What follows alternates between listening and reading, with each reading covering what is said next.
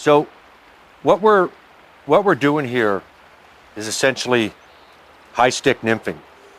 This is what I would consider pocket water, but the important thing is when you're doing this, because I'm fairly close to the fish, I'm afforded the ability to keep my fly line off the water.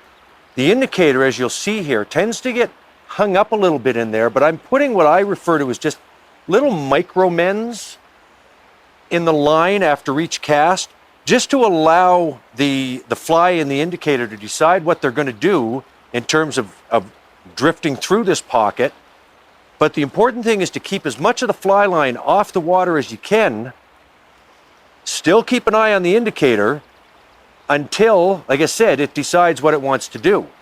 By keeping the fly line off the water, you're really going to reduce the amount of drag. If I make a cast and have a whole bunch of line in the water like this, I'm really limited as to what I can do with that. If my rod is low, it's going to drag immediately and just look unnatural. So the key is keep as much of the fly line out of the water as you can, and this is why we refer to it as high sticking, because you're high sticking.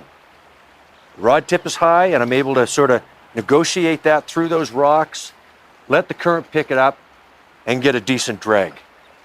Especially in this clear water, which is far more unforgiving than any stained water. That's the key. Yeah, that drag-free drift is everything. Yeah.